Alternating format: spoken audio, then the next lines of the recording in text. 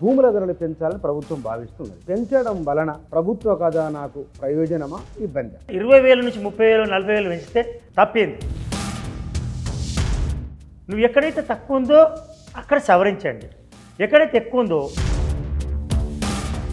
ఈసారి కనుక ధరలు పెరిగితే నిర్మాణ రంగంపై దీని ప్రభావం ఎట్లా ఉండబోతున్నది? కాంగ్రెస్ సర్కార్ వచ్చినప్పుడు కొంచెం ఇబ్బందికరమైన పరిస్థితి వచ్చింది. మీరు ఇచ్చిన గ్యారంటీలకు వ్యారంటీలకు డబ్బులు సరిపోతాయా? అంటే రియల్ ఎస్టేట్ రంగాన్ని శుభవార్త అనుకోవచ్చా? Telangana state is not a state, people state, it's also real estate. ప్రభుత్వానికి ఖజానా పెంచకపోగా ప్రభుత్వానికి అడ్వర్స్ ఎఫెక్ట్ పడే అవకాశం ఉంటుంది. అంటే భూముల ధరలు అయితే పెరిగే అవకాశం లేదు.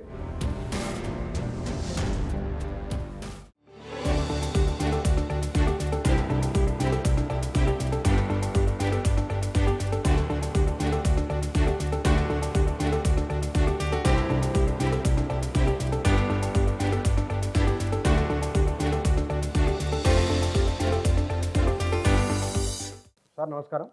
నమస్తే. ఇప్పుడు భూముల ధరలు పెంచాలని ప్రభుత్వం భావిస్తున్నది. పెంచడం వలన ప్రభుత్వ ఖజానాకు ప్రయోజనమా, ఇబ్బంది? ముందు ప్రభుత్వ ఖజానా నుంచి ప్రారంభమై ప్రజల దగ్గరికి వెళ్దాం. ఇప్పుడు మీరు అన్నారు ఇంట్రొడక్షన్లో, ఒక్కొక్క ప్రాంతంలో ఒక్కొక్క విధంగా ఉన్నాయి.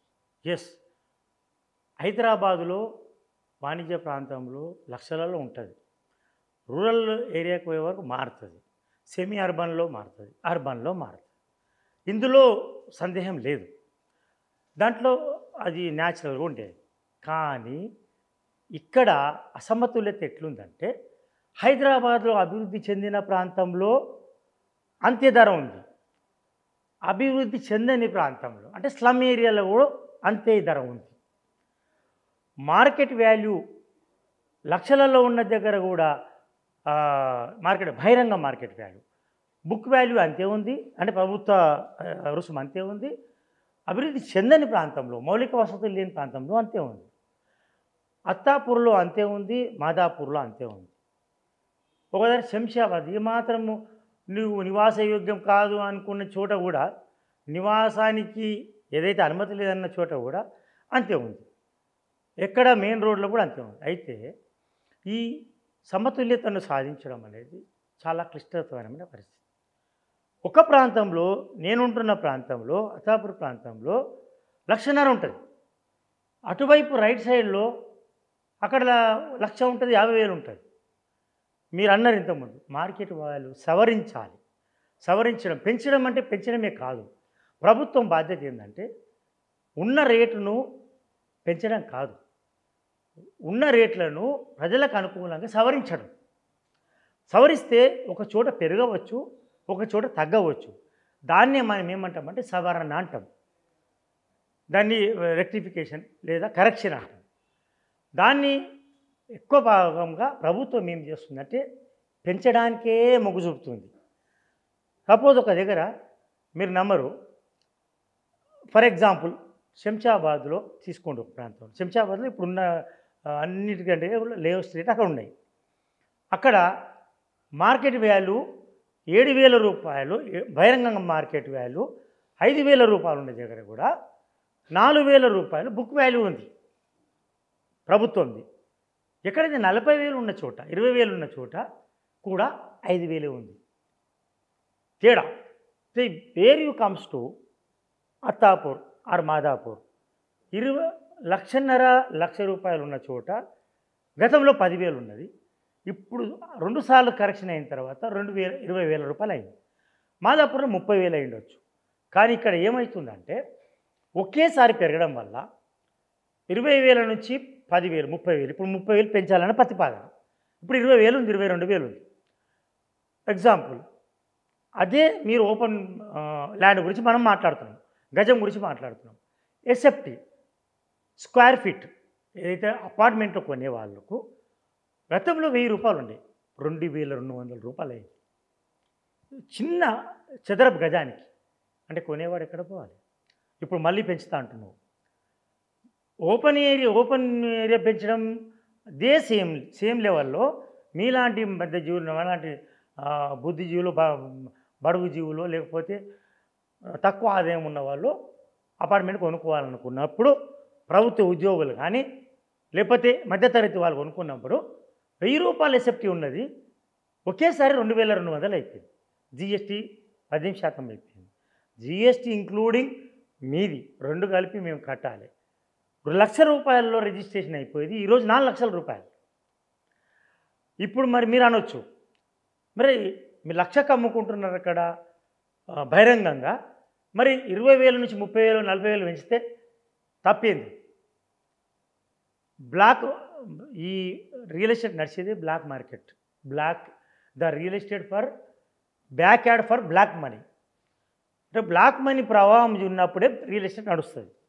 సో ఆ సవరించేది కూడా నువ్వు ఎక్కడైతే తక్కువ ఉందో అక్కడ సవరించండి, ఎక్కడైతే ఎక్కువ ఉందో ఇప్పుడు మీరు ₹20,000 30,000 పెంచారనుకో, వైట్ మనీ రాదు. వైట్ మనీని కూపప్ చేసుకోలేరు, పులప్ చేసుకోలేరు.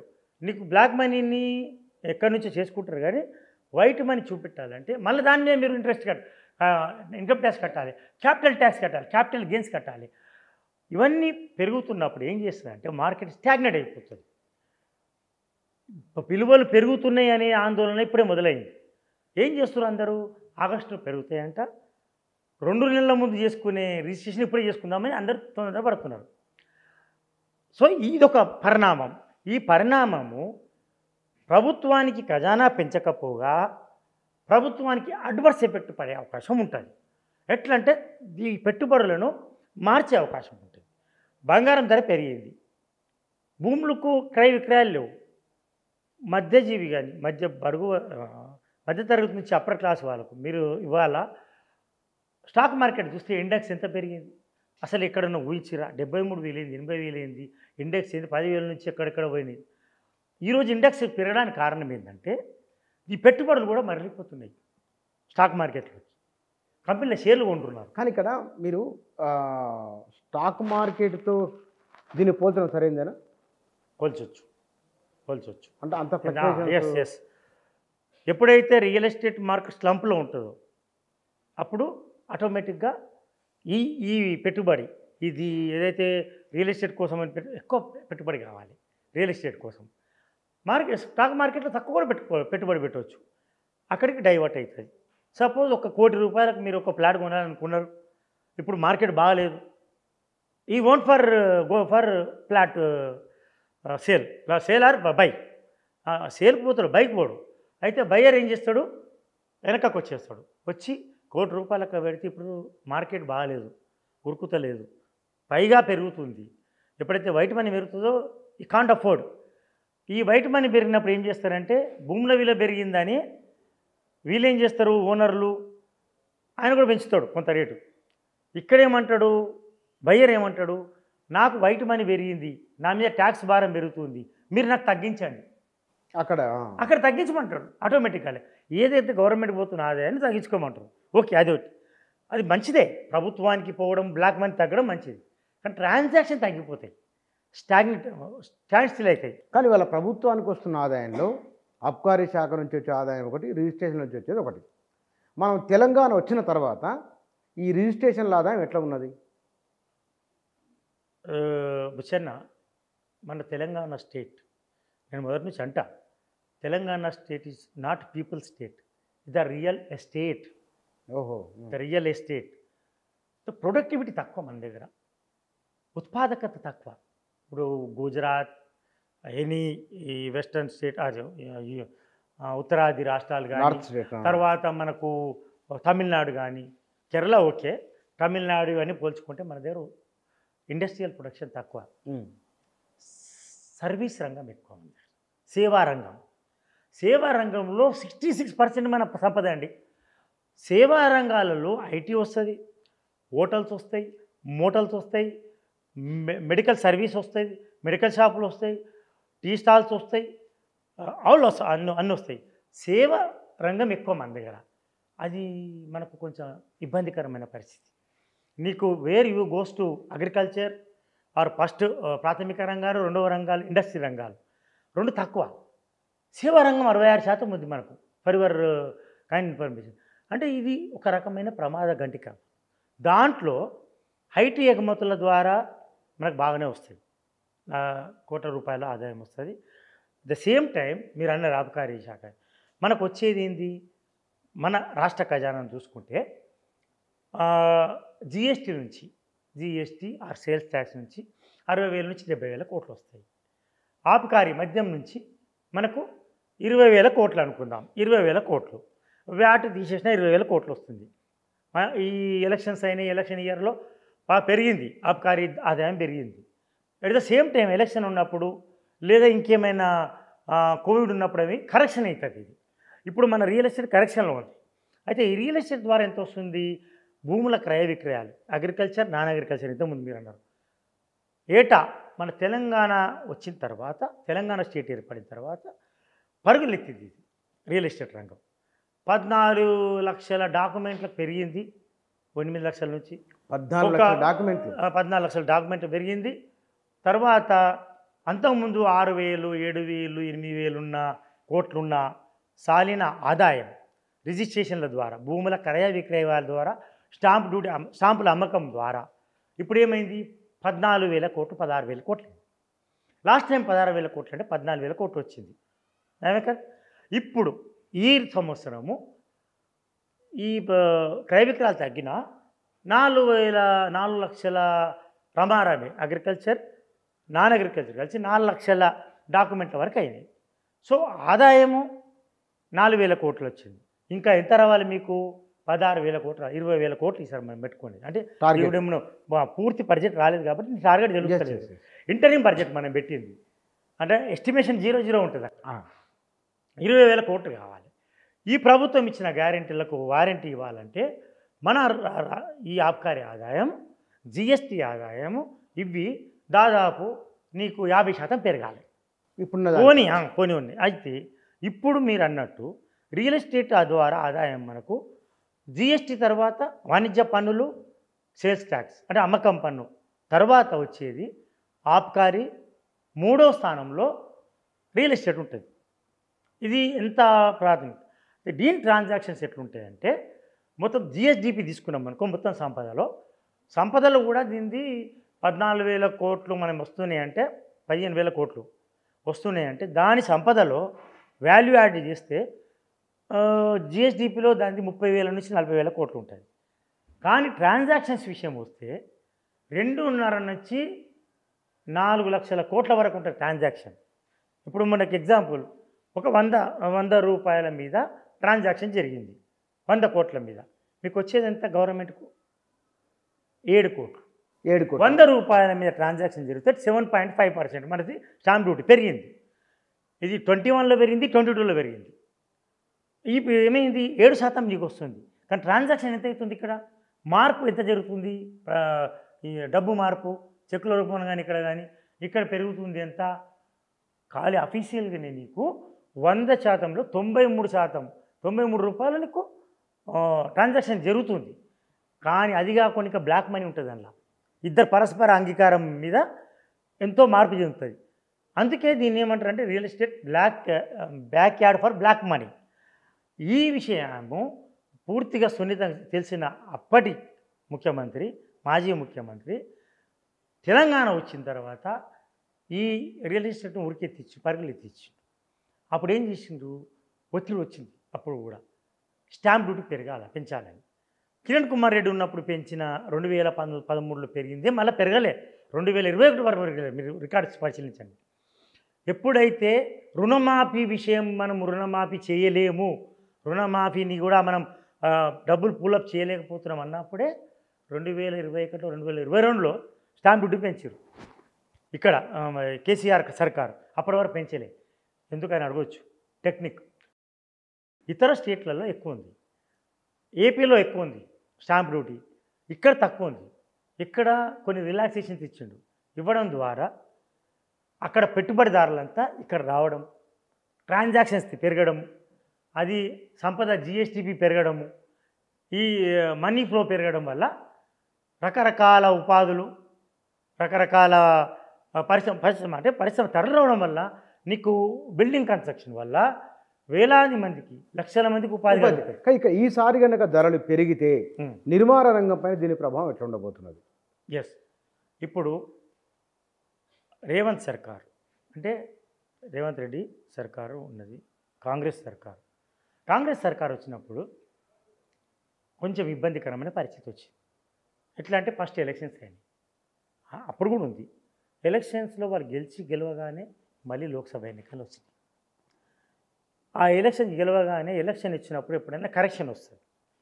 ఎలక్షన్ వచ్చి ప్రభుత్వం స్థిరపడే వరకు పెట్టుబడిదారులు ఎక్కడ డబ్బు అక్కడనే పెట్టుకుంటారు. నాలాంటి చిన్న పెట్టుబడిదారులు కావచ్చు, అలాంటి పెద్ద పెట్టుబడిదారులు కావచ్చు, బడా వ్యాపారులు కావచ్చు, చిన్న వ్యాపారులు కావచ్చు. ఒక స్థలం 100 గజాల స్థలం కొనుక్కుందాం, కూతురు పెళ్లి కానీ ఎంతోమంది రూపాయి పోగు చేసుకుంటారు. వాళ్ళు కూడా పెట్టారు. ఇప్పుడు ప్రభుత్వం స్థిరపడి బలమైన ప్రభుత్వం ముందుకు పోతుంది అన్నప్పుడు వస్తుంది. రేవంత్ మీద రియల్ ఎస్టేట్ను పరుగులెత్తించగలుగుతాడు అనే సామర్థ్యం ఉంది అనేది జనాల్లో కాన్ఫిడెన్స్ ఉంది. కానీ ప్రభుత్వం ఇంకా స్థిరపడలేదు అనుకుంటున్నారు. ఎట్లా? మీరు ఇచ్చిన వ్యారంటీలకు డబ్బులు సరిపోతాయా? మరి సరిపోనప్పుడు మౌలిక సదుపాయాలు ఎట్లా కల్పిస్తారు? ఇప్పుడు మీరు క్యాపిటల్ ఇన్వెస్ట్మెంట్ మీద, క్యాపిటల్ పెట్టుబడి, మీరు పెట్టుబడి వ్యయం పెరిగినప్పుడే మౌలిక వసతులు పెరుగుతాయి. మౌలిక వసతులు ఇప్పుడు శంషాబాద్కు నువ్వు రోడ్ వేయకపోతే, లేకపోతే మాదాపూర్లో ఒక ప్రాంతంలో రోడ్డు ఫ్లైఓవర్ వేయకపోతే అక్కడ పెరగదు కదా. ఇప్పుడు సపోజ్ మీరు ఉంటున్న ప్రాంతం ఇప్పుడు నాగోలు, విజయవాడ హైవేనో అక్కడ మౌలిక వసతులు కల్పించకపోతే మనకు పెరగదు కదా. ఆ పెరిగినప్పుడు వీళ్ళు పెంచేందుకు ప్రయత్నం చేస్తారా?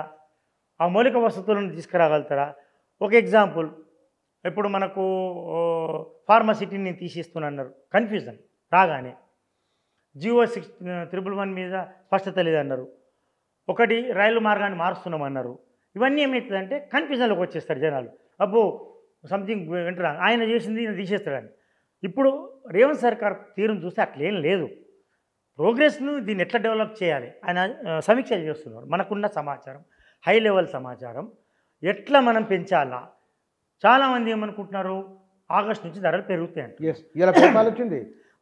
జూలై ఎండింగ్ నాటికల్లా ఒక డెసిషన్ జరిగిపోతుంది. ఏమేమి? వ్యవసాయేతర, వాణిజ్య, నివాస, అర్బను, సెమీ అర్బను, వీటి ధరల్లో మార్పులు రాబోతున్నాయి అని విస్తృతంగా జనంలో ప్రచారంలో ఉన్నది. ముందుకు చెప్పాల్సింది ధరలు పెరుగుతాయా పెరగవా? పెరిగితే ఎందుకు, పెరగకుంటే ఎందుకు? అంటే ఇప్పుడు నాకున్న సమాచారం హైలీ ప్లేస్డ్ సోర్సెస్ ద్వారా రేవంత్ రెడ్డికి ఈ మార్కెట్, రియల్ ఎస్టేట్ మార్కెట్లో నేను పెరిగిన, నాకున్న అవగాహన నాకు అదే ఉన్నది అని అన్నాడు. చిన్న స్థాయి నుంచి పెద్ద స్థాయి దాకా ఎదిగింది. ప్రజలు ఏమనుకుంటారు, ఎప్పుడు మార్కెట్ వరిగిపోతుంది, ఎప్పుడు ఇది లేస్తుంది కూడా తెలుసు. ఈ రియల్ ఎస్టేట్ అనేది మనం గమనిస్తే ఆయనకు కూడా తెలుసు. చంద్రబాబు నాయుడు ఇప్పుడు హైటెక్ సిటీ ప్రారంభించినప్పుడు కొంత పెరగడం, 1996 నుంచి ఆయన ఉన్నంత వరకు కొంత పెరగడం, మళ్ళీ ఎప్పుడైతే వైఎస్ రాజశేఖర్ వచ్చిండో అప్పుడు ఆయన దాన్ని కంటిన్యూ చేయడం, ప్రోగ్రెసివ్గా పోయింది. ఆయన అగ్రెసివ్ అండ్ ప్రోగ్రెసివ్ రెండు పోయింది. చాలా స్పీడ్ వెళ్ళిపోయాడు. ఒక ఎయిర్పోర్ట్ నిర్మాణంలో ఎక్కడ కూడా ఆయన పొరపాటు చేయలే. సింప్లెక్స్, ఈ ఫ్లైఓవర్ ఉన్నది, సింప్లెక్స్ వాళ్ళకి ఇచ్చి ఫ్లైఓవర్ను చాలా అతి తక్కువ సమయంలో ఎలివేటెడ్, పివి నరసింహ ఎలివేటెడ్ ఎక్స్ప్రెస్ను చేసిండు. తర్వాత సోనియా గాంధీ వచ్చింది, ఎక్కడ శంషాబాద్లో ఇట్లా శంకుస్థాపన చేయడం, ఇక్కడ శంకుస్థాపన చేయడం, చాలా యాక్టివిటీస్ చేసిండు. ఎప్పుడు కంటిన్యూ చేసిండు, ప్రోగ్రెసివ్గా పోయిండు. అప్పుడు ఏమైంది, చాలా అగ్రెసివ్, మార్కెట్ బాగా పెరిగిపోయింది. Ring road, outer ring road, ఇవన్నీ యాక్టివిటీస్తో బాగా పెరిగిపోయింది, పెట్టుబడులు వచ్చినాయి. ఆ పెట్టుబడులు అంతా పరిగెత్తుతున్న సమయంలో కూడా కరెక్షన్ వచ్చింది వాళ్ళ మనకు. ఎప్పుడైతే వైఎస్ రాజశేఖర రెడ్డి మళ్ళీ 2009లో అధికారంలోకి వచ్చాడు, వచ్చే సమయానికి లేమ్యాన్ బ్రదర్స్ అండ్ బ్యాంకుల సంక్షోభము, యూరోప్లో సంక్షోభం వచ్చింది, ఆర్థిక మాంద్యం వచ్చింది. ఆర్థిక మాంద్యం ఎఫెక్టు మన మీద పడ్డది, డైరెక్ట్లీ ఆర్ ఇండైరెక్ట్లీ ఈ రియల్ ఎస్టేట్ మీద పడ్డది. అప్పుడు అయిపోయింది. రాజశేఖర రెడ్డి బలమైన నాయకుడు ఉన్నాడు, స్థిరమైన ప్రభుత్వం ఉంది. రెండోసారి గవర్నమెంట్ వచ్చినప్పుడు పడిపోయింది. రెండోసారి గవర్నమెంట్ వచ్చే ముందు మధ్యకాలంలో. తర్వాత ఏమైంది, రాజశేఖర రెడ్డి ఇంకా మళ్ళీ పుంజుకుంటుంది, ఈ మార్కెట్లు అన్నీ బాగుంటాయి, స్థిరపడుతున్న సమయంలో అనూహ్యమైన ఆకస్మిక పరిణామం జరిగింది. సరే, ఆయన ఆకస్మిక సంచలన మరణం ఓకే అయిపోయింది. దాని తర్వాత ఏమైంది, తెలంగాణ ఉద్యమం వచ్చింది. రోషయ్య గవర్నమెంట్లో మొత్తం ధరలు పడిపోయినాయి. తర్వాత యాక్టివిటీ లేదు, అది రియల్ ఎస్టేట్. తర్వాత కిరణ్ కుమార్ రెడ్డి వచ్చినప్పుడు కూడా ఒకసారి పెంచిండు, రిజిస్ట్రేషన్ వాల్యూ పెంచిండు, ధరలు లేకుండా పెంచిండు. అదే 2013లో 2013. ఆ తర్వాత చంద్రశేఖరరావు గవర్నమెంట్ వచ్చిన తర్వాత ఆయన దీన్ని ఎట్లా ఉరుకులు తీర్చాలి, మనీని ఎట్లా బ్యాక్ తీసుకురావాలని సక్సెస్ అయ్యాడు. సక్సెస్ఫుల్. ఈవెన్ మారుమూల ప్రాంతాల్లో పెరిగిన పోయాం వాస్తవమే. అంటే పెరగడమే ఒక ప్రామాణికం కాదు, ఇక్కడ సమతుల్యత. ఇప్పుడు ఇక్కడ రవీంద్ర ప్రభుత్వం ముందున్న సవాల్ ఏంటంటే ఈ సమతుల్యత సాధించాలి. అంటే పెంచే ఉద్దేశం ఉందా లేదా ఏంటి అనేది ఆయనకు 2 రకాలుగా డైరెక్షన్స్ వెళ్తున్నాయి. ఒకటి, ఎప్పుడైతే రుణమాఫీ కావాలి అన్నప్పుడు, రుణమాఫీకి డబ్బులు లేవనుకున్నప్పుడు కేసీఆర్ గవర్నమెంట్ డెస్పరేట్ మేనర్లో, అంటే ఒక తప్పనిసరి పరిస్థితుల్లో కోకాపేటలో అక్కడిక్కడ భూములు అమ్మింది. లేని హైపును కృత్రిమైన దానికి సృష్టించారు. అదే సమయంలో రిజిస్ట్రేషన్ ఛార్జీలకు పెంచారు. హైయెస్ట్ పెరిగిపోయింది, 7.5 అయిపోయింది. ఇప్పుడు పెంచడానికి మీకు స్కోప్ లేదు. అప్పుడు పీక్ స్టేజ్లో ఉంది. ఇప్పుడు స్టాక్ మార్కెట్ ఉంది, అప్పుడు పీక్ స్టేజ్లో రియల్ ఎస్టేట్ ఉంది. అంటే సాచురేషన్ పీరియడ్కి వెళ్ళిపోయిందా? సాచురేషన్ పాయింట్కి వచ్చింది. సాచురేషన్ పాయింట్కి వచ్చి ఇప్పుడు స్లంప్కి వస్తుంది, మళ్ళీ డౌన్కి వస్తుంది, కరెక్షన్ పాయింట్కి వస్తుంది. ఇప్పుడు ఈ స్లంప్లో ఉన్నప్పుడు మీరు రేట్లు పెంచడం కానీ లేకపోతే స్టాంపు డ్యూటీ పెంచడం కానీ తగని పరిస్థితి. ఈ పరిణామాలు క్షేత్రస్థాయిలో పరిశీలించమని చెప్పారు. ముఖ్యమంత్రి రేవంత్ రెడ్డి చెప్పింది ఏంటంటే, ఎవరైనా ఫస్ట్ వాళ్ళు పెంచుతామని చెప్పారు. You first go to field. ఇప్పుడు ఏమైంది, sub registrar is the convener for the committee. దాంట్లో కలెక్టర్ ఉంటాడు, ఆర్డీఓ ఉంటాడు, ఎంఆర్ఓ ఉంటాడు, ఎంపీడీఓ ఉంటాడు, అండ్ రిజిస్ట్రేషన్ శాఖ నుంచి sub registrar is the main, and audit DRO ఉంటాడు. వీళ్ళంతా కలిసి ఒక సమీక్ష చేస్తారు. ఎక్కడ ఎక్కువ ఉంది, ఎక్కడ తక్కువ ఉంది. మాదాపూర్లో 2 లక్షలు ఉన్న దగ్గర 10,000 రూపాయల బుక్ వాల్యూ ఉంది, రిజిస్ట్రేషన్ ఫీజు. దాన్ని 40,000 పెంచాలని అంటారు. కొందరు ఏమంటారు, సార్ 40,000 పెంచేస్తే ఒకటేసారి ట్రాన్సాక్షన్స్ అయిపోతే మనకు వచ్చే స్టాంప్ డ్యూటీ తగ్గుతుంది, మరి ఏం చేయమంటావు, సమీక్ష చేస్తారు. మధ్య మార్గంగా అక్కడ ఇప్పుడు 20,000 ఉంది, అక్కడ 30,000 పెంచుతారు. 20,000 ఉన్న 10,000 ఉన్న చోట 15,000 పెంచుతారు. మరీ ఎక్కువతే బాగుండదు. ఇప్పుడున్న సమాచారాన్ని రేవంత్ రెడ్డికి వాళ్ళైతే ముఖ్యమంత్రికి ప్రాథమిక సమాచారం అందుతుంది. దాన్ని బట్టి మార్కెట్ పరిగెత్తే పరిస్థితుల్లో లేదు కాబట్టి, స్టాండ్ స్టిల్లో ఉంది కాబట్టి, పరిణామాలు కూడా మారినాయి కాబట్టి, అక్కడ అధికారులు వేరు రావడము, అక్కడ అధికార మార్పు కూడా రావడం, కొంత అమరావతిలో కదలిక రావడము, లేకపోతే ఇక్కడ ఇంకా పెంచుకోవాల్సిన అవసరం ఉన్నది. కాబట్టి ఇక్కడ మౌలిక వసతులకు డబ్బులు లేని సమయంలో రియల్ ఎస్టేట్ మీద భారం పెంచలేము. మనం రిలాక్సేషన్స్ ఇచ్చుకుంటూ, ఇప్పుడు సపోజ్ ఎఫ్ఎస్ఐ ఉంది, మనకు మల్టీప్లెక్స్ స్కై స్క్రాపర్స్ ఉన్నాయి. స్కై స్క్రాపర్స్కి ఇప్పుడు ఆపేసారు, ఏది ఆ నిర్మాణాలు ఆపేసారు. దానికి ఒక నిబంధనలు పెట్టిస్తామని అన్నారు. 20 స్కై స్క్రాపర్స్ ఉన్నాయి, వాళ్ళు కూడా ముందుకు ఏం వస్తలేరు. దాంట్లో కొంతమందికి పర్మిషన్ ఇచ్చిన భవన నిర్మాణ రంగం పుంజుకుంటుంది. తర్వాత రేట్లు అందుబాటులోకి వస్తాయి, అది ఒకటి. రెండవది, పెంచడం ద్వారా ట్రాన్సాక్షన్ తగ్గుతాయి. ఇప్పుడు మార్కెట్ పరిగెత్తుతుంటే పెంచడంలో ఏం పెద్ద గాయం అనిపించదు. మార్కెట్ లేదు, చిన్నవానికి లేదు, పెద్దవానికి లేదు, అందరికీ అదే ఎఫెక్ట్, చైన్ లింక్ ఎఫెక్ట్ ఉంటుంది. ఇది ఇప్పుడు నాకు అందిన సమాచారం ప్రకారం ముఖ్యమంత్రి రేవంత్ రెడ్డి దీన్ని చాలా దగ్గర సమీక్షిస్తున్నారు, మానిటర్ చేస్తున్నారు. ఏమనంటే, పెంచడం ద్వారా నష్టమా లాభమా, పెంచితే ఎంత పెంచాలి, ప్రజలకు భారం కాకుండా ఎట్లా. కానీ ఒకవేళ ప్రజలకు భారం కావద్దు, మనం దూరం కావద్దు. ఇందాక మీరు మాట అన్నారు, ఫైనాన్షియల్ డిస్ట్రిక్ట్లో ఒక రకంగా ఉంది, ఇప్పుడు మనకు హిమాయత్ నగరు, వైత్ నగరు అటువైపు ఒక రకంగా ఉంది ధర. వీటి మరి భూములు కొనే వాళ్ళ మీద ప్రభావం, అమ్మే వాళ్ళ మీద ప్రభావం, రిజిస్ట్రేషన్ల ప్రభావం, ఇన్ని రకాలు ఉంటాయి కదా, మరి వీటిని ఎట్లా? అదే దీన్ని ఏమంటున్నారు అంటే, పెంపడం అంటలేరు, సమీక్ష. ఓకే, సమతుల్యత సాధించడం. ఒక దగ్గర ఇప్పుడు సపోజ్ నేను అన్నాను, శంషాబాదే కావచ్చు, హయత్ నగరే కావచ్చు, అక్కడ మార్కెట్ వాల్యూ ఏమో 10,000 ఉంది, బుక్ వాల్యూ సరే 5,000 ఉంది ఒక గజం, బుక్ వాల్యూ కూడా 4,000 ఉంది. అక్కడ తగ్గించవచ్చు. తగ్గిస్తే మరి తగ్గిస్తారు. తగ్గించి ఇప్పుడు మేము సమీక్ష కరెక్షన్, ఈ రేట్లను కరెక్షన్ చేయడం, సమతుల్యత సాధించడం. ఒక దగ్గర తగ్గించవచ్చు కూడా. సపోజ్ ఇప్పుడు షాద్ నగర్ రిమోట్ ఏరియాలో కూడా మెయిన్ ఏరియాలో మెయిన్ రోడ్ ఏరియాలో ఎంత ఉందో రిమోట్ ఏరియాలో కూడా అంతే పెట్టింది. ఒక్కోసారి తప్పుదారిన అనుకోకుండా బుక్ వాల్యూ పెరిగింది. వాళ్ళు ఇప్పుడు ఏమంటారు, మా రూరల్ ఏరియాలో ఎంత ఉందేమా, మెయిన్ ఏరియాలో వాణిజ్య ప్రాంతంలో కూడా అంతే ఉంది, మా దగ్గర కూడా అంతే ఉంది అంటే దాన్ని తగ్గిస్తుంది, తప్పు లేదు. అది ఇప్పుడు 33 జిల్లాలండి. ఇక్కడ 2 ప్రమాదాలు.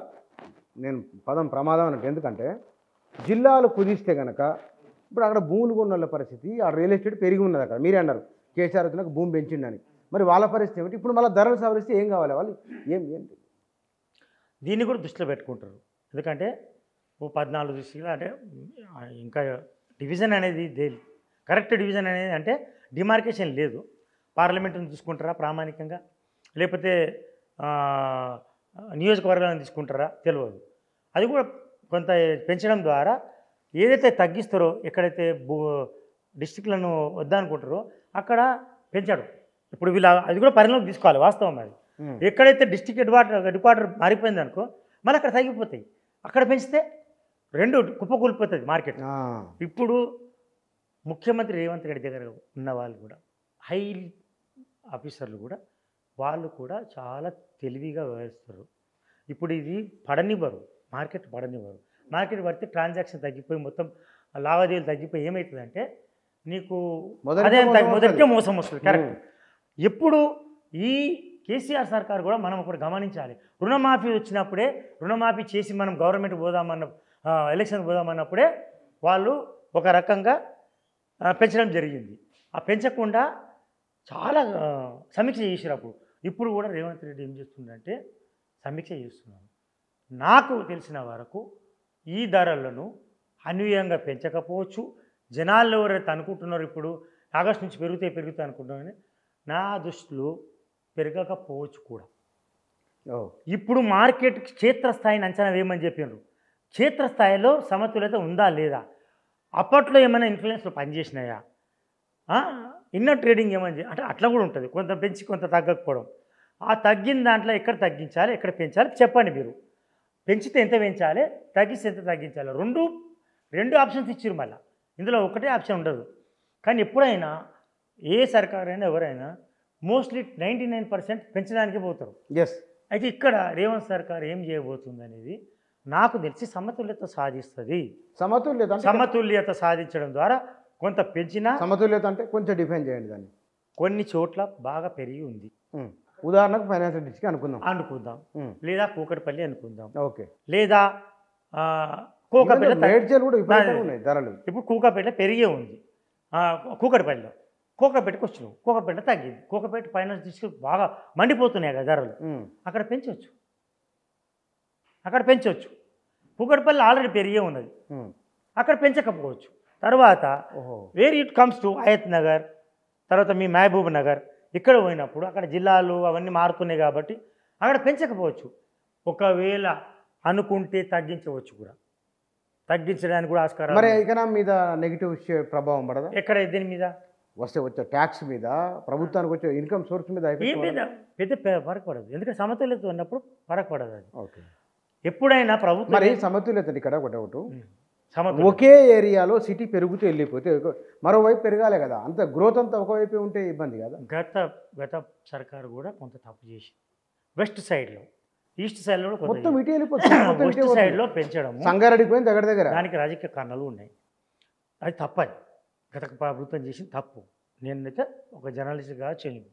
నీకు ఇక్కడ రాజకీయ ప్రభావం ఎక్కువ ఉంది. సిద్దిపేట, గజ్వేల్, లేదా ఈ ఈస్ట్ సైడ్లో సంగారెడ్డి ఇటువైపు రాజకీయ ప్రభావం వల్ల పెరిగింది. ఇప్పుడు ఎప్పుడైతే వెస్ట్ పెరిగిందో కేటీఆర్ కూడా గతంలో ఏదైతే మార్కెట్ పెంచడానికి కారణమైన కేటీఆర్ కూడా మీరు ఒకే వైపు పోతున్నారు, ఈస్ట్ సైడ్లో పెరిగింది, వెస్ట్ సైడ్లో పెరిగింది, సౌత్ సైడ్లో పెరిగింది చూసుకోండి అని చెప్పిండు కానీ ఆచరించలేదు. అక్కడనే ఎక్కువ పెంచింది. ఇప్పుడు హయత్ నగర్ నుంచి విజయవాడ రూట్లో అసలు ఏం 10-20 ఎంత అసలు బిల్డింగ్ ఒకటి కానీ రాదు. ఎంప్లాయీ సెంటర్ కూడా అదొకటి. తర్వాత మీరు మహబూబ్ నగర్ వెళ్తుంటే బెంగళూరు జాతీయ రహదారి కూడా అటువైపు కూడా కొంత తక్కువనే ఉన్నది. అంటే మీరు అనేది ఇప్పుడు ఈ ప్రభుత్వం అయినా సరే మొత్తం సిటీ 4 వైపులా పెరిగే ఒక రియల్ ఎస్టేట్ పెంచే ప్రయత్నం జరగవచ్చా, ఆశించవచ్చా? అంటే ఇప్పుడు రేవంత్ సర్కార్కు ఇది ఒక ఛాలెంజ్. ఎట్లా అంటే ఆపర్చునిటీ కూడా. Opportunity and challenge. ఆయన రియల్ ఎస్టేట్ టైకోన్, రియల్ ఎస్టేట్లో మునిగి తేలినోడు. ఇక్కడ సంపద సృష్టించడం కూడా తెలుసు. సంపద ఎట్లా పంచుతారు తర్వాత చూస్తాం.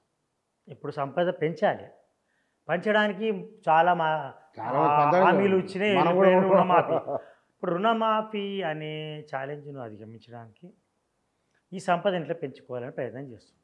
దాంట్లో భాగమే ఛార్జీలు పెరుగుతాయి. ఎప్పుడైనా ఏ ప్రభుత్వం వచ్చినా భారం పెరిగినా పెరుగుతాయి. కానీ ఇప్పుడు పెంచడం కంటే కూడా సమతుల్యత సాధించడం ద్వారా రియల్ ఎస్టేట్ను ఉరికెత్తించవచ్చు.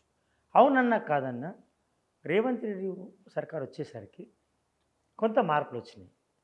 కొంత పెట్టుబడులు, అమరావతి కూడా కొంత పెట్టుబడులు, అంటే కొత్త పెట్టుబడులు రాకపోవచ్చు. ఇప్పటికిప్పుడు అమరావతి వైపు కూడా కొంత పెట్టుబడులు పోవచ్చు. మొన్నటి వరకు అక్కడ రాజధాని మీద స్పష్టత లేదు, మొత్తం కన్ఫ్యూజన్ ఉంది.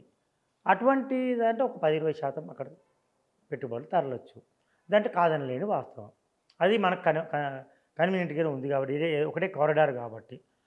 సో ఇక్కడ ఏ కారిడార్ను ఏ విధంగా డెవలప్ చేయాలి, ఉరికెత్తించడానికి కావాల్సి. అయితే గతంలో చిన్న ఒక ఇంపార్టెంట్ విషయము, కేసీఆర్ సర్కార్ ఒకసారి బోల్తా పడ్డది రియల్ ఎస్టేట్లో. ఎప్పుడు? జిహెచ్ఎంసీ ఎన్నికల ముందు. చాలామంది జిహెచ్ఎంసీ ఎన్నికల ముందు దుబ్బాక రిజల్ట్ తర్వాత జిహెచ్ఎంసీ ఎన్నికలు జరిగినాయి మంది. అప్పుడు ఎక్కడ చేయాలి ఎవరు మార్గం లేక కసి మీద కోపం మీద బీజేపీకి వేసేసి రోడ్లు. రియల్ ఎస్టేట్ ప్రభావం చాలా విపరీతంగా చూపెట్టింది. ఎట్లా అంటే ఈయన కేసీఆర్ గారు ఇప్పుడు రేవంత్కి ఏమో క్షేత్రస్థాయిలో కూడా ఉంటాడు. ఆయన పిల్లలోడు పెద్దోడు చిన్నోడు పెద్ద అట్లా మల్టీ టాలెంటెడ్. ఆయన కూడా చాలా తెలివి ఉన్నది ఎవరికి, గతంలో ఉన్న కేసీఆర్ కూడా. కానీ నిర్ణయం తీసుకుంటే ప్రగతి భవన్లో లోపల ఉండి కూడా నిర్ణయం తీసుకుపడితే అది కథం శాసనమే, ఎవరు చెప్పేది ఏం లేదు. అలా కేటీఆర్ చెప్పినా వినేవాడు కాదు. ఇక్కడ అట్లా కాదు. రేవంత్ రెడ్డి ఆడ కింద ఉంటాడు, మీద ఉంటాడు. అయితే ఆయనకు అడ్వాంటేజ్ అది. అయితే ఏమైంది, జిహెచ్ఎంసీ ఎన్నికల ముందు ఏమో ఒక పరిణామం జరిగింది. ఎల్ఆర్ఎస్ కట్టని వాళ్ళు, ల్యాండ్ రెగ్యులేషన్ తీసుకుని వాళ్ళు రిజిస్ట్రేషన్లు మొత్తం ఆపేయండి అన్నారు. ప్రతి ఇంటికి ఒక కనెక్షన్ ఉంది, ఒక ప్లాట్కు చిన్న పని.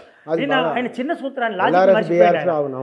లాజిక్ ఏం మర్చిపోయిందంటే 100 ఎకరాలు ఉన్నోని అదే విధంగా చూసిండు, ఎకరం ఉన్నోని అదే విధంగా చూసిండు, కనెక్షన్ ఒక గజం భూమితో కనెక్షన్ ఉన్నాడు కూడా అదే చూసిండు ఆయన. కానీ ఇక్కడ నియోపోలిస్ దగ్గర ఇటు మన సరస్సు ఉంది కదా, హైదరాబాదు గన్పేటు ఆ ఏరియా మొత్తం, నార్సింగ్ ఏరియా అంతా కూడా 1 ఎకరం 100 కోట్ల వరకు మళ్ళీ ప్రభుత్వం వేల వేసి తీసుకోగలిగింది కదా. అది ప్రభుత్వం సృష్టించిన కృత్రిమ సృష్టి అంటారు దాన్ని. అంటే ఒక్కోసారి సృష్టిస్తే ఏమవుతుందంటే అక్కడ మేము 2 విధాలు ఉంటుంది. ప్రభుత్వం ఏం చెప్తుందంటే పెద్ద పెద్ద కంపెనీలతో మాట్లాడుకుంటారు, ఎందుకంటే వారికి డబ్బులు కావాలి కదా. ఇప్పుడు ఈయనకు డబ్బులు కావాలి. రేవంత్ సరికి అప్పుడు కూడా పాపం వాళ్ళు రుణమాఫీ కోసమే ఇదంతా తాటపడ్డది. తిన్నారేమో, ఎవరు తిన్నాడో ఎవరు తాగాడో దానికి ఆధారాలు ఉంటాయి. రుణమాఫీ కోసం సృష్టించారు అది కోకపేడి. ఎందుకు తెలుసా? విషయం ఏంటంటే డబ్బులు కావాలి. రుణమాఫీకి ఆయన ఫస్ట్ హామీ ఇవ్వలే, ఈ మేనిఫెస్టోలో పెట్టలే. హరీష్ రావు లాంటి వాళ్ళు, కేటీఆర్ లాంటి వాళ్ళు బలవంతం చేసి పెట్టించారు. మరి ఎక్కడికైనా పైసలు వస్తాయి. ఫస్ట్ రుణమాఫీ చేద్దామన్నారు. చేస్తామంటే ఏం చేయాలి? నియోపోలిస్ దగ్గరనో కోకాపేట దగ్గర భూములు అమ్మి పెద్ద పెద్ద కంపెనీలకు ఫోన్ చేసి మేము అక్కడ స్కైవేలు ఇస్తాం, అవసరమైతే పైనుంచి ఆకాశం నుంచి కూడా నిర్మాణాలు నిశ్చయిస్తాం ఇక్కడికి అని చెప్పి ఒక భూమిని తీసుకొచ్చి కృత్రిమంగానో ఏదో మళ్ళీ మన సర్కారే వస్తుందని చెప్పి అట్లా మొత్తం దాన్ని పెంచారు. భూమి వాళ్ళు పెంచి డబ్బులు తీసుకొని ఖజానాలో రుణమాఫీకి ముందే రుణమాఫీ చేసిరు, కొంత చేసి వచ్చిండ్రు. ఇప్పుడు రుణమాఫీ చేయాలంటే ఈయనకు కూడా రియల్ ఎస్టేట్ నుంచి ఆదాయం రావాలి 25,000 కోట్లు. 25,000 కోట్లు. మరి ఎట్ల నుంచి తీసుకురావాలి? ఎందుకు ఇంటి నుంచి తీసుకురాడు కదా, ఆయన ఒక ప్లాట్ అమ్మినా రాదు కదా పరిస్థితి. అయితే ఇక్కడ మరి మొదటికే మోసమా, లేకపోతే దీన్ని ఉరికెత్తించాలన్నా? ఫస్ట్ నువ్వు సంపద సృష్టించాలి. సంపద సృష్టించాలంటే ఏంది? ఫస్ట్ జనంలో కదలిక రావాలి. వాళ్ళు కదలిక వచ్చి వాడు ఖర్చు పెట్టినప్పుడే మన సంపద పెరుగుతుంది. ఎట్లా? ఈ ఛాలెంజ్ ఇలాగానే అయిపోయింది. గతంలో కేసీఆర్ చేసిన పొరపాటు ఏంటంటే, ఒకటి చెప్తున్నా, జిహెచ్ఎంసీ ఎన్నికల ముందు ఆయన పెద్ద బొల్తా పడ్డాడు. ఆయన ఎల్ఆర్ఎస్ ల్యాండ్ రెగ్యులేషన్ లేని ప్లాట్లకు రిజిస్ట్రేషన్ లేదు అని చెప్పేసి అన్నాడు. మొత్తం స్తంభించిపోయింది. రిజిస్ట్రేషన్ శాఖని తీసేయండి అని చెప్పేసి వాళ్ళు 80% ఇప్పటికి కూడా చాలా కష్టపడి కొంటారండి భూమిని. ఇప్పుడు పెద్దవాళ్ళని మనం దృష్టిలో పెట్టుకోవాలి. రూపాయి వేసుకొని చెప్తారు. అని 100 గజాలు ఉందంటే అబ్బా నాకు 100 గజాలు ఉంది, 100 గజాలు పెరిగిందటగా అంటాడు. 100 ఎకరాలు పెరిగినోడు సంతోషంగానే ఉంటాడు, 100 గజాలు సంతోషంగా ఉంటాడు. విచిత్రమైన విషయం ఉంటుంది ఇదంతా. నాకు అదే అందుకే పెరగాలి అంటాడు. ఏమిరా ఎందుకు పెరగాలి అంటే నాకు 100 గజాలు ఉంది అంటాడు. 100 ఎకరాలు ఉన్నోడు కూడా పెరుగుతుందంటే పెరగని ఎవరికన్నా నాకు పెరగాలంటాడు. ఈ పెరగడం మీద అంటే ప్రతి ఒక్కరి కనెక్షన్ ఉంది, భూమితో కనెక్షన్ ఉంది, హైదరాబాద్తో కనెక్షన్ ఉంది. ఆ విషయాన్ని లాజిక్ చిన్న లాజిక్ మర్చిపోయి 80% మొత్తం విషయంలో అయిపోయినాయి. ఆ కసి మీద కొడితే చివరిలలో నీకు ట్రాన్సాక్షన్స్ ఎక్కువ ఉంటాయి. ఇట్లా కొడితే దెబ్బలు మొత్తం అక్కడ దాకా ఢిల్లీ నగర్ దాటిపోయి విజయవాడ హైవే దాకా మొత్తం కారు మొత్తం స్మాష్ అయిపోయింది. 44 సీట్లు వచ్చినాయి చివరిలోనే. దాదాపు 50 సీట్లు ఎవరికి వచ్చినాయి? అపోజిషన్కి వచ్చినాయి 44. ఎక్కడికి? బీజేపీకి. చాలామంది అనుకుంటారు బీజేపీ ఊపు వచ్చింది అనుకుంటారు. బీజేపీ కాదు, అది రియల్ ఎస్టేట్ దెబ్బ పడేది. తర్వాత ఏమైంది? ఒక మంత్రి పోయి సార్ను బదలాడుకోండు లోపల పోయి, సార్ మనం దీనివల్ల నష్టం అయిపోయినాం. లక్ష్మారెడ్డి అనే మంత్రి, జడ్చర్ల మంత్రి పోయి బర్బాద్ అయిపోయినాం సార్ మనం. అంటే ఏం చేద్దామన్నాడు. అప్పుడు ఏమైంది తెలుసా? ఇప్పుడు ఇది ఇప్పటి ముఖ్యమంత్రికి పనికి వస్తుంది ఇది. సరే ఓకే, ఎల్ఆర్ఎస్ లేకున్నా ఓకే చేసుకోండి. 111లో కూడా రిలాక్సేషన్ ఇచ్చిర్రు. ఆ తర్వాత చేసుకోమని చెప్పి ఏం చేసిర్రు? ఎక్కడైతే ఒక్క వ్యక్తి డాక్యుమెంటు, సపోజ్ ఒక ల్యాండ్ ఓనర్ నాకు అమ్మిండు, నేనేం చేసిన ల్యాండ్ ఓనర్ ఫస్ట్ డాక్యుమెంట్ నుంచి నేను పుచ్చనకు అమ్మేసిన. ఆ అమ్మిన పుచ్చనకు అమ్మింది ఆపొద్దు, చేసేయండి. 1 to ఒక వ్యక్తి మారిపోయి చెందినాక దాన్ని చేయండి. కానీ ల్యాండ్ ఓనర్ దగ్గర మిగిలిపోయిన ల్యాండ్ను మాత్రం ఫస్ట్ రిజిస్ట్రేషన్ చేయొద్దు అని చెప్పింది. అది ఇప్పటికే ఆ సూత్రం ఉంది. చాలా ఒకటి ఇక్కడ సూత్రం ఉంది. ఎస్ ఒకటి మీరు అంటే కంప్లీట్ చేయండి, నేను అది తర్వాత నేను ఏమంటున్నా, ఆ సూత్రం ఏమైందంటే ల్యాండ్ ఓనర్స్ ఎవరైతే లేఅవుట్ చేసినారో ఆ లేఅవుట్ చేసిన వాళ్ళు కొన్ని అమ్మింది, కొన్ని మిగిలినాయి. ఎస్, అమ్మినవి చాలా మంచి పని చేసినప్పుడు ఎప్పుడు కేసీఆర్ గవర్నమెంట్ ఒక వ్యక్తికి ట్రాన్స్ఫర్ అయినాక ల్యాండ్ ఓనర్ తప్పది. ల్యాండ్ ఓనరు ఇల్లారి తీసుకుపోతే తప్పు. ల్యాండ్ ఓనర్ ఏమో మధుకు అమ్మిండు, మధుకు అమ్మినాక ఒక చెయ్యి మారింది, మధును ఆపకండి, ఆ రిజిస్ట్రేషన్ ఆపద్దు. ల్యాండ్ ఓనర్ దగ్గర లెఫ్ట్ ఓవర్ ఉన్న ల్యాండ్ ఉంది కదా, దానికి చేయకుండా రిజిస్ట్రేషన్ అది ఎల్ఆర్ఐ చేసుకోవాలన్నారు. అయితే అది నీకు చేసినా నేను మార్చుకునే చాలా ఇబ్బంది అయింది, అది చాలా ఇబ్బంది. ఇప్పుడు ఈ రిలాక్సేషన్లో ఇప్పుడు ల్యాండ్ ఓనర్స్ ఎవరైతే ఉన్నారో మేము లేఅవుట్ చేసినాం. ఇప్పుడు ఆ ఇష్యూ కూడా ఇంకా ఉంది. ఇప్పుడు ఆ ఇష్యూ ఉంది కదా, వాళ్ళు ఏమంటున్నారు, మాకు రిలాక్సేషన్ ఇవ్వమంటున్నారు, డబ్బులు కడతామంటున్నారు. డబ్బులు కడతాం, రిలాక్సేషన్. మీరు అన్నట్టు 10,000 కోట్లు వస్తున్నాయి గవర్నమెంట్కి ఎల్ఆర్ఎస్ విషయంలోనే. రైతు రుణం సగం ఎగిరిపోతుంది. ఆ చేసేది కూడా ఎట్లా చేయాలి? నీకు ఒక ఎల్ఆర్ఎస్ చేసేటప్పుడు ఎక్కడైతే నీకు బడుగు జీవులు ఉన్నారు, మధ్య తరగతి వాళ్ళు ఉన్నారు, 100 గజాలు 200 గజాలు కొట్టుకొని వాడిని ఇంకా 20% కట్టమంటే ఎక్కడికి కడతాడు? పాకెట్లు చూసుకోవాలి, ఏ పాకెట్లో కొడితే దెబ్బ పడుతుంది. ఇప్పుడు నేనున్నా, నాకు నా ల్యాండ్ నాకు ఇచ్చేయి బై, నేను అమ్ముకుంటా, నేను ల్యాండ్ రెగ్యులేషన్ చేసుకుంటా, నాకు పర్మిషన్ ఇవ్వంట, మళ్ళీ ఒకసారి ఇచ్చేయాలి. నీకు ల్యాండ్ రెగ్యులేషన్ చేసుకో, మరోసారి అవకాశం, మరోసారి bumper offer, early bird offer, అట్లా ఆఫర్ అయితే అట్లా ఆఫర్ ఇస్తా పోతుండాలి. ఇంకొకటి బీపీఎస్ అంటే BR building regulation scheme, building penalize స్కీమ్గా అది మార్చారు. అంటే పీనలైజ్ అంటే వాడి మీద బిల్డింగ్ కడతాడు, 3 అంతస్తులకు వస్తే 5 అంతస్తులు కడతాడు, ఆ 2 అంతస్తులకు డబ్బులు కట్టమని చెప్పింది ఏదో గవర్నమెంట్. అప్పుడు కొంతమంది నాలాంటి వాళ్ళు, కొంతమంది లిటిగెంట్స్ ఎవరు మంచిగా కోర్టుకు పోయి వీళ్ళు కట్టుకోమంటున్నారు, మళ్ళీ డబ్బులు పెనాల్టీ వేసి వానికి రెగ్యులరైజ్ చేస్తున్నారు. How far it is correct? ఇది ప్రభుత్వమే అక్రమాలను ప్రోత్సహిస్తున్న పోతే గవర్నమెంట్ ఆపేసింది, కోర్టు ఆపేసింది. ఈ గవర్నమెంట్ ఇప్పుడు పర్సీవ్ చేసుకొని ఈ ఉన్న యథార్థ పరిస్థితి కూల్చలేము కానీ కాల్చలేము. దానికి ఆల్రెడీ వాళ్ళు కొంతమంది తెలుసో తెలియకనో ఒక బక్క జీవులో బడుగు జీవులో కొనుక్కొని అందులో ఉంటున్నారు. మనం ప్రజా ప్రయోజనాల దృష్ట్యా, విస్తృత ప్రయోజనాల దృష్ట్యా కోర్టుకు వీళ్ళు విన్నవించుకోవాలి. మాకు బిల్డింగ్ పెనలైజ్ యాక్ట్ను అమలు చేయడానికి, బీఆర్ఎస్ స్కీమ్ను అమలు చేయడానికి మాకు పర్మిషన్ ఇవ్వండి అని ప్రాధేయపడాలి కోర్టుకు. కోర్టు ఇస్తుంది, విస్తృత ప్రయోజనాలను దృష్టిలో పెట్టుకుంటుంది కోర్టు, థర్డ్ పార్టీని దృష్టిలో పెట్టుకుంటుంది. ఎవరు అని అంటే వాళ్ళని బుచ్చన పైన ఉన్నాడు, ఆయన అనుకోకుండా కొనుక్కున్నాడు అండి. ఓకే వాళ్ళకు కూడా థర్డ్ పార్టీకి ఇబ్బంది అవుతుంది కాబట్టి ఓకే యూ కెన్ ప్రొసీడ్ అని ఉంటుంది. అప్పుడు నువ్వు ఏమి పెనాల్టీ ఇస్తావు అనేది ఆ పెనాల్టీ మీద నీకు వందల లక్షల బిల్డింగ్స్ అంటే 1,00,000 ప్లాట్లు 2,00,000 ప్లాట్లు అయిపోయి నీకు ఇమ్మీడియట్గా ఆదాయం వస్తుంది. ఇవన్నీ ముఖ్యమంత్రి రేవంత్ రెడ్డి దృష్టిలో లేదని కాదు. ఆయన కనుక ఈ రిలాక్సేషన్ తీసుకురాగలిగితే మొండి పట్టుదలకు పోకుండా ఎప్పుడైనా మార్కెట్ పరిగెత్తాలంటే దాని తగ్గట్టు కాలమాన పరిస్థితులకు అనుగుణంగా రిలాక్సేషన్ ఇస్తూ పోతుండాలి. ఒక దగ్గర మీరు అన్నాడు ఇంతకుముందు వెస్ట్ సైడ్లో అయింది, మరి 2 సైడ్లో ఇంకా పెరగడానికి నువ్వు రిలాక్సేషన్ ఏమి ఇస్తున్నావు? ఒక ముఖ్యమంత్రికి వచ్చినప్పుడు నువ్వేం కొత్త ఇన్నోవేటివ్ ఐడియాస్ ఏమి ఇస్తున్నావు? ఫార్మాసిటీని నేను కాదన్నావు నువ్వు ఫస్ట్, మళ్ళీ ఏమైంది నువ్వు మార్చుకున్నావు. మళ్ళీ ఫార్మాసిటీ కాదు ఫార్మా ఏది ఒక శాటిలైట్ సిటీ పెడతా దాన్ని మంచి చేస్తాను. శాటిలైట్ సిటీని తీసుకురా, ఒక మాస్టర్ ప్లాన్ తీసుకురా, రకరకాల ఇన్సెంటివ్స్ ఇవ్వాలి. ఇది ఒకటి. నేను ఇక్కడ ఇంకో ప్రశ్న, ఫార్మాసిటీ రద్దు అన్నారు, ఆడ ఇండస్ట్రియల్ క్లస్టర్స్ అన్నారు, టౌన్షిప్లు అన్నారు, ఏదో శాటిలైట్ టౌన్షిప్స్ అన్నారు. ఇవి అంటే ఇవి వస్తేనేమో రియల్ ఎస్టేట్కు కొంత వచ్చే ఒకవేళ అది చెయ్యలేదంటే కనుక ఇప్పటికీ అక్కడ భూములు కొనే వాళ్ళ పరిస్థితి ఆ ఎఫెక్ట్ కూడా మొత్తం పడుతుంది కదా. ఆ ఎఫెక్ట్ పడ్డది.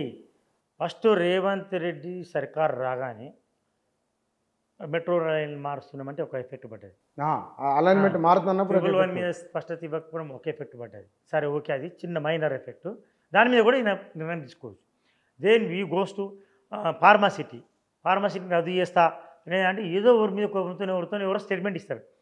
తర్వాత ఆయన పునరాలోచనలో పడ్డాడు, ప్రోగ్రెసివ్గానే పోతున్నాడు. నాకు తెలిసినంత వరకు అయితే అగ్రెసివ్ లేదు. ఇప్పుడు నిధులను పూలప్ చేసుకోవాలి, ఖజానాను ఎట్లా పెంచాలి, పెంచి ఎట్లా రైతులకు పంచడానికే ప్రయత్నం చేస్తారు. ఎవరైనా మంచి క్రెడిట్ కొట్టడానికి ప్రయత్నం చేస్తారు. రియల్ ఎస్టేట్ మీద పొలిటికల్ లీడర్లకు ఆదాయం ఉంటుంది, లేదా ఖజానాకు ఆదాయం ఉంటుంది. అది ఉరికిలెత్తే మరి మిగతా మార్కెట్ కూడా ఉంటుంది. సరే ఓకే, అదొకటి ఉంది. తర్వాత ఈ ఉరుకులెత్తించేది, ఈ మార్కెట్ని ఎట్లా పరిగెత్తించాలి చిన్నప్పుడే నేర్చుకున్నాడు ఆయన.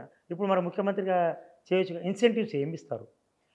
రేవంత్ రెడ్డి అనే వ్యక్తి శక్తిని యుక్తిని ఈ విధంగా ప్రదర్శించి సంపదను ఎట్లా పెంచుతాడనేది చూస్తున్నారు జనాలు. నాకున్న సమాచారం ప్రకారం ఆయన వెండెట్టా పాలిటిక్స్ కక్షపూరితంగా పోయే పరిస్థితిలో లేడు. కానీ అటువంటి పరిస్థితి ఆయనకు అట్లా ఉద్దేశం ఉందని కూడా అనిపిస్తలేదు. కొంచెం ప్రోగ్రెస్గానే పోతున్నారు, పోనివ్వాలి. ఇప్పుడు స్టేబుల్ కావాలి. ఆయన ఊపిరి పీల్చుకునే టైం కూడా దొరకలేదు వాస్తవం. అది ఇప్పుడు మొన్న ఏమో లోక్సభ ఎన్నికలనే జనాలు మాకు పెంచలే పెంచి అప్పుడు వేరేడు చేయాలి. సర్కారు కూడా తొందరపడవద్దు. జనంకి ఏదో ఒట్లు పెట్టి మనం చెప్పినాము ఇక గుమ్మరించాలంటే ముసలికే మోసం అవుతుంది. చెప్పండి జనాలకు, అర్థం చేయించండి. మేము ఇట్లా చేస్తాం, డోంట్ వరీ, ఒక 1 ఇయర్లో మనం సెటిల్ చేస్తాం. మనం ఒక పెద్ద మనిషి చెప్తున్నా, ఒక యజమాని చెప్తున్నా, తొందరపడితే అసలుకే మోసం వస్తుంది. మొత్తం స్టాగ్నెట్ అయ్యే పరిస్థితి, స్టాండ్స్టిల్ అయ్యే పరిస్థితి ఉంటుంది. కానీ నాకు తెలిసి ఒక ఫార్మాసిటీ విషయంలో కానీ, తర్వాత వెండేటా పాలిటిక్స్ల విషయంలో కానీ, తర్వాత రిలాక్సేషన్స్ విషయంలో పునరాలోచనలో ఉన్నారు. ఈ ధరల విషయంలో అందరికీ ఏమనుకుంటున్నారు, భూముల ధరలు పెరుగుతాయి అనుకుంటున్నారు. నేను ఆయన సమీక్ష చేసి దీనికి ఒక యుక్తిపరమైన అంటే ఒక యుక్తిని ఉపయోగించి ఉపయోగకరమైన నిర్ణయం తీసుకుంటాడు తప్ప ప్రజలకు భారం పెంచి రియల్ ఎస్టేట్ను స్తంభింపజేసే విధంగా నిర్ణయాలు ఉండవు అని ఖచ్చితంగా నేను నమ్ముతున్నా. అంటే ఇది రియల్ ఎస్టేట్ చేసే వాళ్ళ శుభవార్తనే, అంటే రియల్ ఎస్టేట్ రంగాన్ని శుభవార్త అనుకోవచ్చా? చెప్తారు రేవంత్ రెడ్డి అనుకోవచ్చా? రియల్ ఎస్టేట్ చేసే వాళ్ళకంటే చాలామంది రంగానికి చాలామందికి డిఫరెన్స్ ఏమొచ్చిందంటే, ఈ రియల్ ఎస్టేట్ గురించి మొత్తం రియల్ ఎస్టేట్ అంటే బిల్డర్లు అంటే లాడ్సు అని అనుకుంటున్నారు. Real estate doesn't mean. మన దగ్గర చిన్నోడు రియల్ ఎస్టేట్ మీద బతుకుతున్నాడు, బ్రోకరు రియల్ ఎస్టేట్ మీద బతుకుతున్నాడు, వాడు పరోక్షంగా భవన నిర్మాణ కార్మికులు రియల్ ఎస్టేట్ మీద బతుకుతున్నారు, బిల్డర్లు, అనుబంధ పరిశ్రమలు. అసలు మనం ప్రజల జీవనంతో ఒక కుటుంబంతో రియల్ ఎస్టేట్ని విడదీసి పరిస్థితులు తెలంగాణ స్టేట్లో. That's why I call Telangana state is not a state, people state, it's also real estate. This real estate మీద ఆధారపడ్డ నాకు చాలా విచిత్రమైన పరిస్థితిలో ఉన్నాం మనం. అర్బనైజేషన్ 50% పైన ఉన్న అర్బన్ ప్రాంతం ఏదైనా ఉందంటే that is one and only state is Telangana. Telangana. Definitely. Is now is shifting towards 60% urbanisation. ఇంకేమంటాం, దాన్ని ఏం చేయగలుగుతాం? రియల్ ఎస్టేట్ను విడదీసి మనం చూడలేం. సంపదను చూడలేని రైట్. పరిస్థితి. అంటే భూముల ధరలు అయితే పెరిగే అవకాశం లేదు. పెంచకపోవచ్చు, దాని సమతుల్యత చేయొచ్చు అంటే అది శుభవార్తనే. కాబట్టి ఆయన సమీక్ష చేస్తాడు, చాలా పరిశీలించిన తర్వాతే నిర్ణయం తీసుకుంటారు. నాకు పెద్ద భారం వేస్తారని నాకైతే ఇప్పుడు సమీక్ష లేదు. Right sir, thank you.